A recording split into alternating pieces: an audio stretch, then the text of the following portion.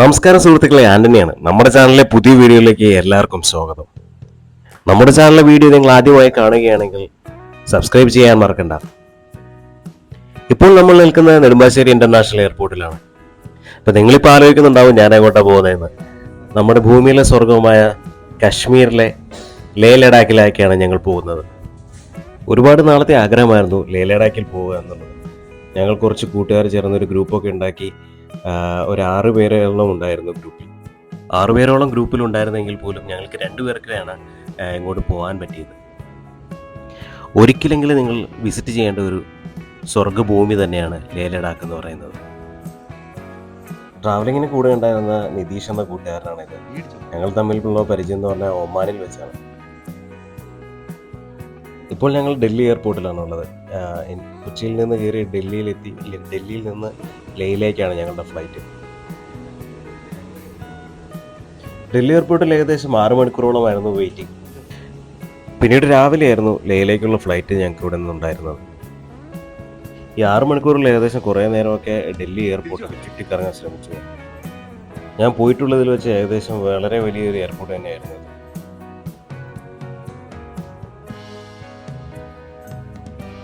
ട്രാവലിങ്ങിൽ എനിക്ക് ഇതുപോലെ തന്നെ വലിയൊരു ആഗ്രഹമുണ്ട്. ഹിമാലയം കയറുക എന്നാണ് എൻ്റെ ഏറ്റവും വലിയ ആഗ്രഹം. ഇതുപോലെ നിങ്ങൾക്കും ട്രാവലിങ്ങിൽ വലിയൊരു ആഗ്രഹമുണ്ടെങ്കിൽ അല്ലെങ്കിൽ ഒരു ആഗ്രഹമുണ്ടെങ്കിൽ അത് ഒന്ന് കമൻറ്റ് ചെയ്യാൻ മറക്കണ്ട.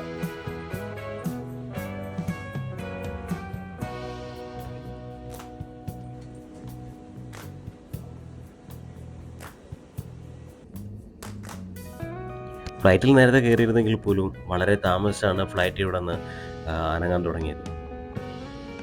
റൺവേയിലൂടെ വളരെയധികം ഫ്ലൈറ്റുകൾ വന്നും പോയിക്കൊണ്ടിരുന്നതുകൊണ്ട് വളരെ താമസിച്ചിട്ടാണ് ഫ്ലൈറ്റ് ഇവിടെ നിന്ന് മൂവ് ചെയ്യാൻ തുടങ്ങിയത്.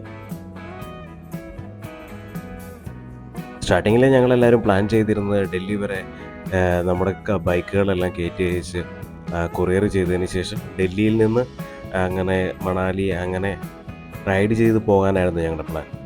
പക്ഷേ എല്ലാവരും വരാത്തതുകൊണ്ട് ഞങ്ങളത് ഉപേക്ഷിച്ച് അങ്ങനെ ഫ്ലൈറ്റിനാക്കുകയാണ് ചെയ്തത്.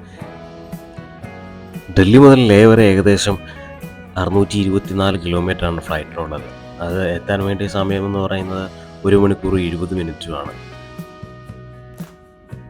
ഡൽഹിയിൽ നിന്ന് ഏകദേശം 1 മണിക്കൂർ കഴിയുമ്പോൾ മുതൽ നമ്മൾക്ക് കാണാൻ കഴിയുന്നത് മഞ്ഞ് മൂടി പുതച്ച് കിടക്കുന്ന മലനിരകളെയാണ്. വളരെയധികം സന്തോഷം തോന്നുന്ന ഓരോ നിമിഷങ്ങളായിരുന്നു ഇതൊക്കെ. മഞ്ഞുമലകൾ തുടങ്ങിയതിന് ശേഷം എല്ലായിടത്തും നോക്കിയാലും ഒരുപോലെ ആയതുകൊണ്ട് ഫ്ലൈറ്റ് മൂവ് ചെയ്യുന്നതായിട്ട് നമുക്ക് തോന്നുന്ന പോലും ഉണ്ടായിരുന്നില്ല. ലേ ലഡാക്കൊക്കെ പോകാൻ നിങ്ങൾക്കും താല്പര്യമുള്ളവരാണെങ്കിൽ നിങ്ങൾ പ്രത്യേകമായി തിരഞ്ഞെടുക്കേണ്ട സീസൺ ടൈമാണ് മാർച്ച് മുതൽ ജൂലൈ വരെ. ആ സമയത്തൊക്കെ ഒരു നോർമൽ ടെമ്പറേച്ചർ ആയിരിക്കും. 50 to 22 ഡിഗ്രി ആയിരിക്കും അവിടുത്തെ ടെമ്പറേച്ചർ ഉണ്ടാവുക. അതായിരിക്കും നമ്മൾക്ക് ഏറ്റവും നല്ല ട്രാവലിങ്ങിന് പറ്റിയ സമയം.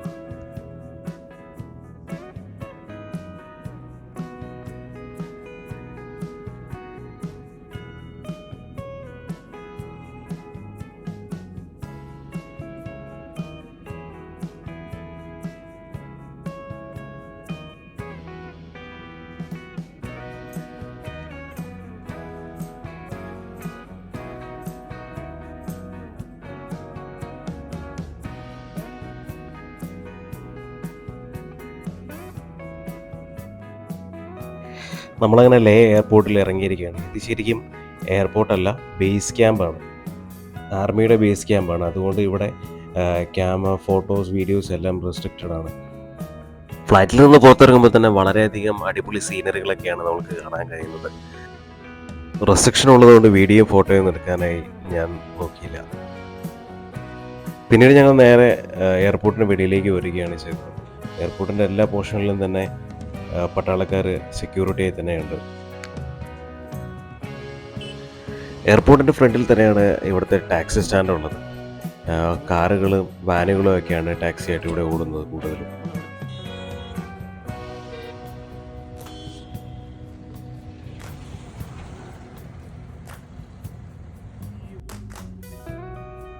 റൂമൊന്നും ഓൺലൈൻ വഴിയായി ഞങ്ങൾ ബുക്ക് ചെയ്തിരുന്നില്ല. അപ്പോൾ ഇവിടെ വന്നതിന് ശേഷം ടാക്സിക്കാരായിട്ട് സംസാരിച്ച് റൂം റെഡിയാക്കുകയാണ് ചെയ്തത്.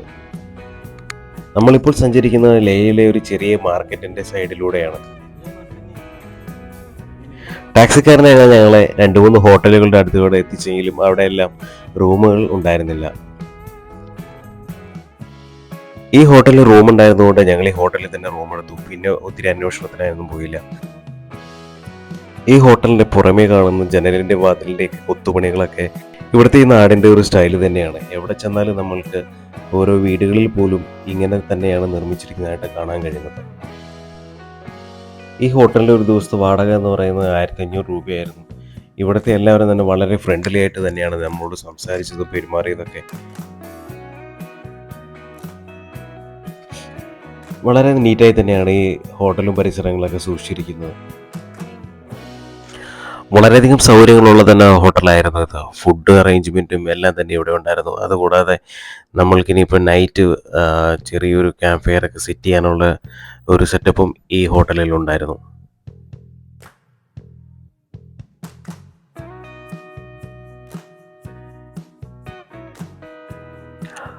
നമുക്ക് ഫുഡ് കഴിക്കണമെങ്കിൽ തന്നെ ഓപ്പൺ പ്ലേസ് ആയ ഈ പ്ലേസിലേക്ക് ഒരു ഫുഡ് എത്തിച്ചു തരും. അല്ലെങ്കിൽ നമ്മൾ വിളിച്ചു പറഞ്ഞു കഴിഞ്ഞാൽ റൂമിലേക്കും അവർ എത്തിച്ചു തരുന്നുണ്ടായിരുന്നു.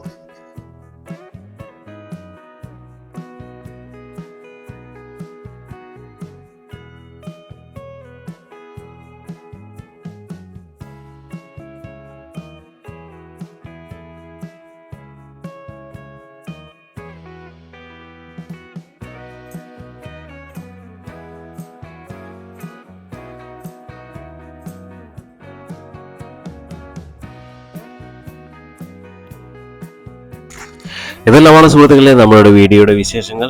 അപ്പോൾ നിങ്ങൾ ആദ്യമായി വീഡിയോ കാണുന്നവരാണെങ്കിൽ സബ്സ്ക്രൈബ് ചെയ്യാൻ മറക്കണ്ട. ഒപ്പം ലൈക്ക് ചെയ്യാനും ഷെയർ ചെയ്യാനും. അപ്പോൾ ലേ ലഡാക്കിന്റെ അടുത്തൊരു വീഡിയോയുമായി വീണ്ടും നമുക്ക് കണ്ടുമുട്ടാം.